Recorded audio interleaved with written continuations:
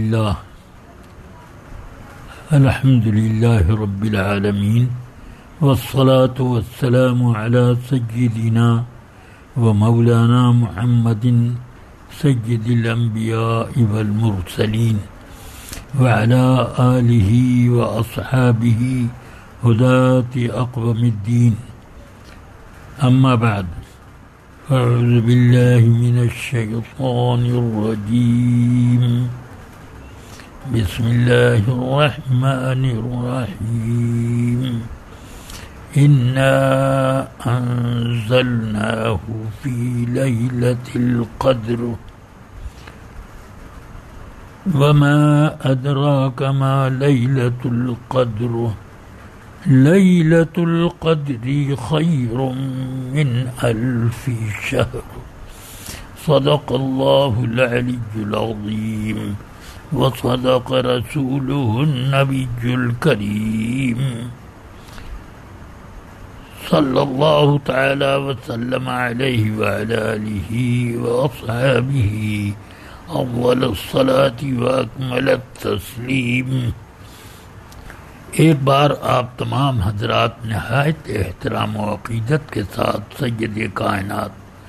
رحمت للعالمین صلی اللہ علیہ وسلم کی بارگاہ بیکس پناہ میں نذرانے درود و سلام پیش کر لیں۔ اللہم صلی علی سیدنا و مولانا محمد معدن الجود والکرم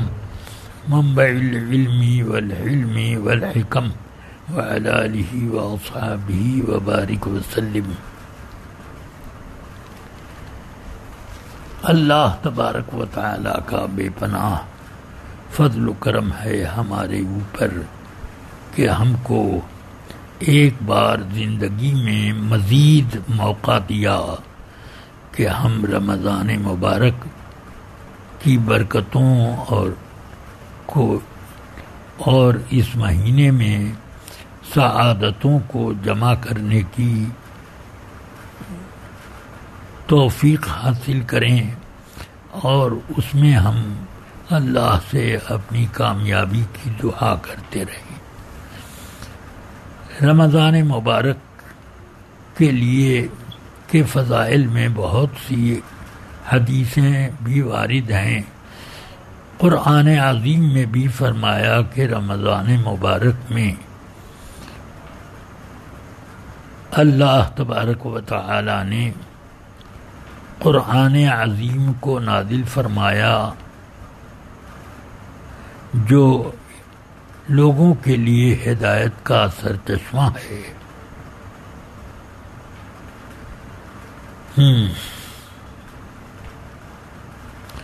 اور ہدایت کی دلیلوں کا خزانہ ہے اور حق و باطل کے درمیان فرق کرنے کا ایک مضبوط ترین ذریعہ ہے۔ رمضان مبارک میں مسلمانوں کا رزق بڑھا دیا جاتا ہے، یہ حدیث پاک میں فرمایا۔ اسی وجہ سے سال بھر میں اور دنوں میں جس طرح سے کھانے پینے اور کپڑے پوشاک گھر کی صفائی کے خرچے اور اس کے علاوہ داد و دہش وغیرہ یہ سب جو اخراجات بڑھ جاتے ہیں، اگر اللہ نے اس مہینے میں رزق بڑھایا اور اس میں برکتوں کا اضافہ نہ فرمایا ہوتا تو یہ سب ہمیں نصیب نہ ہوتا۔ بلا تکلف آدمی اس مہینے میں اپنی ضروریات زندگی پر اتنا شاندار پر لطف اور مکمل ایک ماہ تک انتظام کرتا ہے کہ اگر ایسا انتظام دوسرے مہینوں میں آدمی کرے تو اپنے اندر بہت سی پریشانیاں محسوس کرے گا، مگر یہ رب العالمین کا کرم ہے کہ آدمی اتنا خرچ کرنے، داد و دہیش وغیرہ کرنے کا یہ سب بوجھ اٹھاتا ہے، مگر اس کے دل پر بجائے اس کے کہ بوجھ ہو، وہ اس پر خوشی اور مسرت محسوس کرتا ہے۔ اللہ تبارک و تعالیٰ کی رحمتوں کا خزانہ ہے۔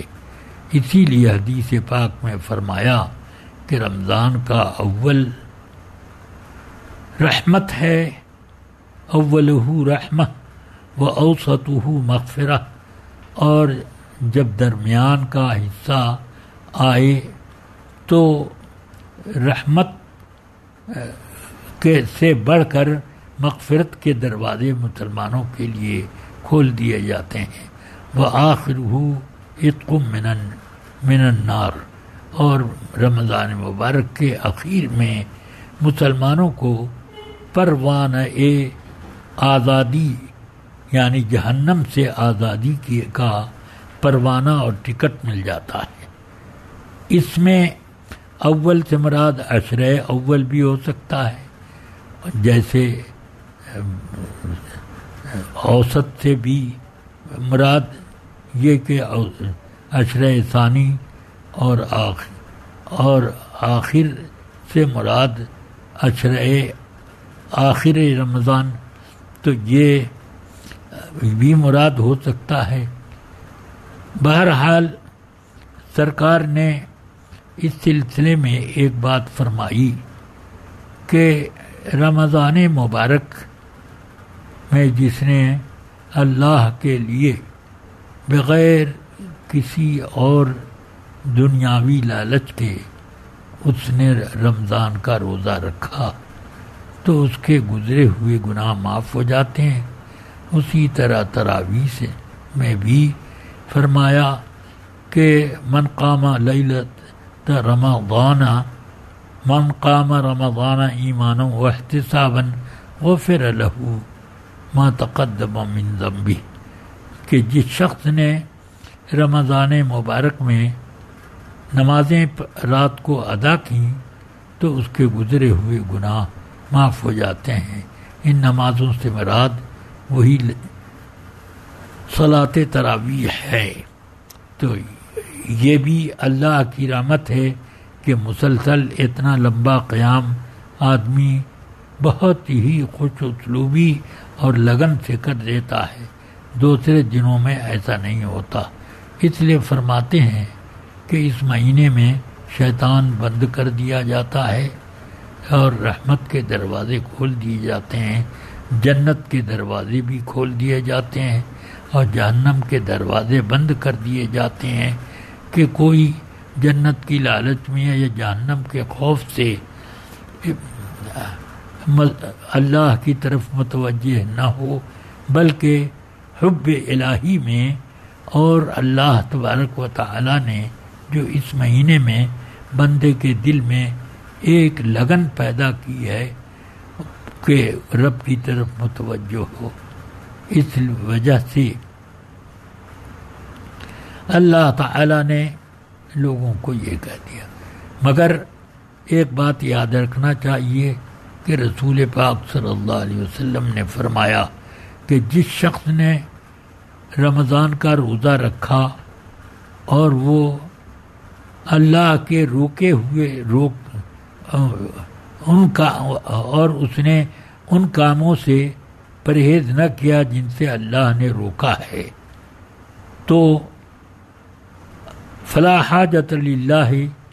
الی ترک طعامہ و شرابہ، تو اللہ تعالی کو کوئی حاجت نہیں کہ جو آدمی گناہوں سے نہ بچے تو اللہ اور روزہ رکھے، تو اللہ نے کسی حاجت کی وجہ سے تو اس کو یہ نہیں کیا تھا کہ کھانا پینا اس کا بند کر دیا جائے۔ مطلب کیا ہوا کہ اللہ کے خزانے میں کوئی کمی تھوڑی تھی کہ رمضان میں روزہ رکھ کر کے اس کا ڈپوزٹ ہموار کیا جائے، یا پانی کم ہو رہا تھا، یہ سب نہیں۔ بلکہ مقصود یہ ہے کہ آدمی کے دل کے اندر گناہ کے جو جذبات پیدا ہوتے ہیں اور شیطان انسان کو ورغلاتا ہے، ان سے آدمی اپنے دل کو پاک صاف ستھرا منور بنائے، اس لیے روزہ رکھا گیا، اور اسی لیے قرآن مجید رمضان مبارک میں نازل فرمایا گیا، یعنی اس کا نزول شروع ہوا، یا اس کا نزول لوح محفوظ سے بیت العزت پر کیا گیا، جو آسمان دنیا میں ایک خاص مقام ہے عرش الہی کے محاذات میں۔ بہرحال حضور سرکار فرماتے ہیں کہ اس مہینے میں ایک ایسی رات ہے جو 1000 مہینوں سے بہتر ہے۔ تو 1000 مہینوں سے بہتر ہونے کا معنی یہ ہے کہ 1000 مہینوں میں آدمی جتنی عبادتیں اور سعادتیں اکٹھا کر سکتا ہے، وہ اس مہینے کی اس ایک رات میں جو شب قدر کہلاتی ہے، اس میں آدمی اتنی لمبی مدت کی عبادتوں اور ریاضتوں کا ثواب اور مرتبہ حاصل کر سکتا ہے۔ اس لیے اس رات کو کبھی ضائع نہ کرنا چاہیے، بلکہ تلاوت میں، ذکر الہی میں، وعظ و نصیحت میں اور اسی طرح کے بہت اچھے کاموں میں آدمی اپنا وقت گزارے، اور خوش گپیاں کرنا، کھیل تماشوں میں مصروف رہنا، اس سے آدمی پرہیز کرے۔ لیلۃ القدر پڑتی کب ہے؟ اس میں علماء کا اختلاف ہے، اور اسی طرح احادیثیں بھی مختلف طریقے کی ہیں، مگر امام اعظم رحمۃ اللہ علیہ فرماتے ہیں کہ رمضان کی پہلی تاریخ سے آخری تاریخ تک میں پڑے گی شب قدر۔ اب وہ شب قدر اس پورے مہینے میں کبھی بھی پڑ سکتی ہے، مگر یہ بھی ساتھ ہی فرماتے ہیں مگر اکثر و بیشتر یہ رمضان کے عشرۂ آخر میں پڑے گی، اور اس میں بھی اکثر و بیشتر طاق راتوں میں پڑے گی۔ یہ ہوا ہے، اگرچہ صحابہ کرام کا اس تاریخ کے تعین میں اختلاف ہے، اور حدیث کے بھی ایک حدیث شریف سے بھی یہی ظاہر ہوتا ہے کہ اس کا تعین اللہ تعالی نے اٹھا لیا، یعنی پہلے متعین ہونے کی اطلاع دینی تھی، مگر اس کا اب وہ متعین کر کے نہ رکھا گیا۔ اس کے منافع بھی بہت ہیں، وقت کی قلت کی وجہ سے ان کو میں مفصلاً بیان نہیں کر سکتا۔ اور اسی البتہ یہ جو امام اعظم نے فرمایا کہ اخیر کے عشرے میں پڑے گی، اس پر اکثر صحابہ بھی متفق ہیں، اگرچہ سیدنا عبداللہ ابن مسعود رضی اللہ تعالیٰ عنہ سے طحاوی شریف میں ایک حدیث مروی ہے، وہ فرماتے ہیں لیلۃ القدر لیلۃ صبیحتها صبیحۃ بدر، شب قدر وہ رات ہے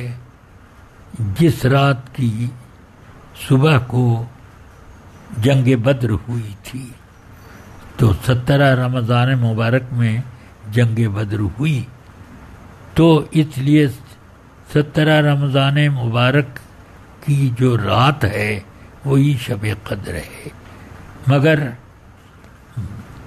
حضور اکرم صلی اللہ علیہ وسلم نے فرمایا فَالْتَمِسُوهَا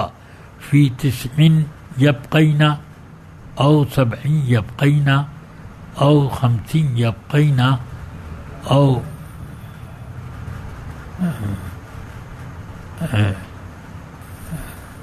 یہ اس طرح ارشاد فرمایا کہ اس کو تم تلاش کرو. جب 9 تاریخ باقی رہ جائیں یعنی 21ویں رات میں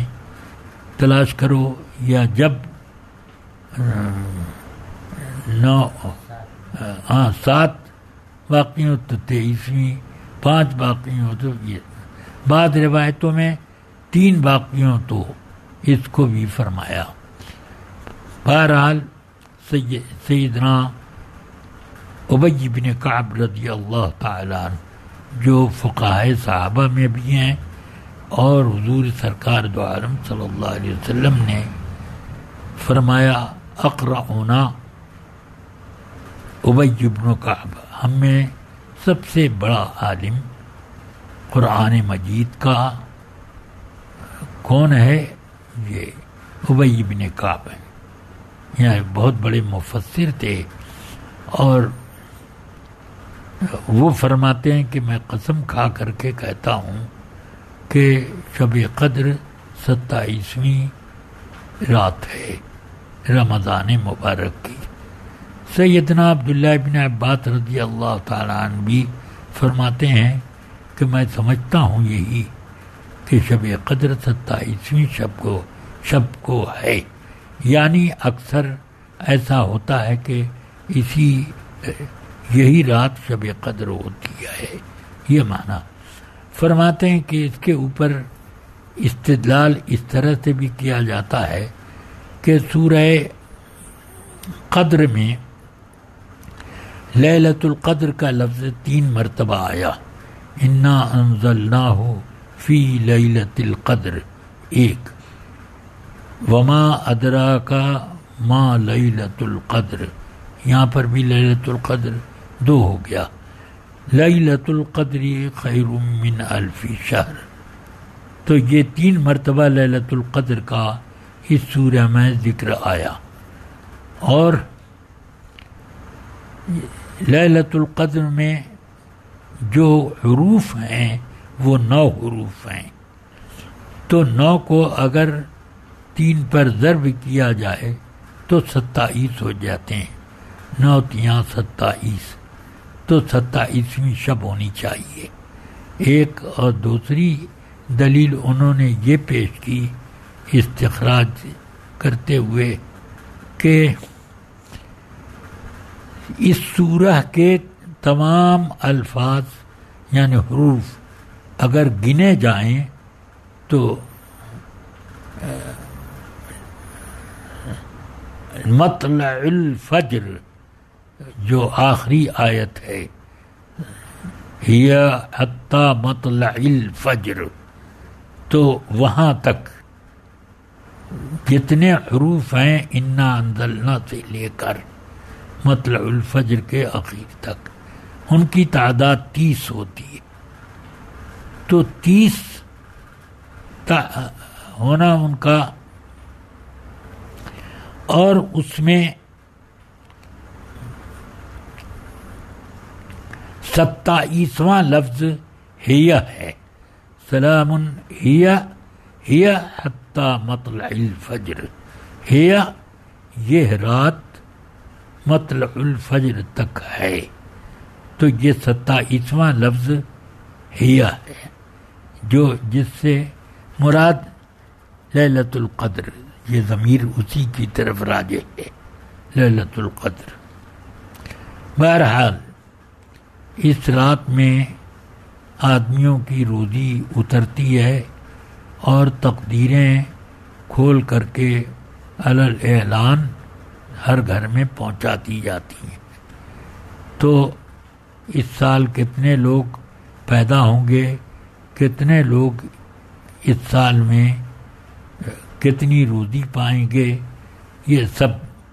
تقسیم ہو جاتا ہے اسی رات میں. اللہ تبارک و تعالی ہم سب کو اس رات میں خیر کی توفیق دے اور گناہوں سے بچائے. اللہ تعالی ہم سب کو اپنی حفاظت میں رکھے، دنیا اور آخرت کی سعادتیں عطا فرمائے، اور مشکلات دنیا کی آخرت کی پریشانیاں ان سب سے محفوظ رکھے۔ اللہم احفظنا ونعوذ بک من شرور آفات الدنیا ومن عذاب الآخرت وبطشہ۔ یا رب العالمین، اپنے حبیب پاک کے صدقے میں تمام مصیبتوں کو جو اس وقت پوری دنیا پہ منڈلا رہی ہیں کووڈ کے نام سے، اے اللہ تمام اپنی مخلوق کو اس سے محفوظ رکھ، اور اس بیماری کے شر سے، اس کے خوف سے، اس کی ہیبت سے لوگوں کے دلوں کو پاک کرے، اور اس بیماری کا علاج بھی آسان فرما، اور یا اللہ اس بیماری کو دنیا سے جلد تر نیست و نابود فرما دے۔ ربنا آتنا فی الدنیا حسنہ وفی الآخرۃ حسنہ وقنا عذاب النار۔ یا اللہ ہم سب کے گناہوں کو درگزر فرما دے، ہمیں صراط مستقیم پر چلا اور گناہوں سے محفوظ رکھ، شریعت کا پابند بنا، اور اس صحت ایمان کے ساتھ ہم سب کو اس نے خاتمہ عطا فرما۔ وصلی اللہ تعالی علی خیر خلقہ سیدنا محمد وآلہ وصحبہ اجمعین برحمتک یا ارحم الراحمین۔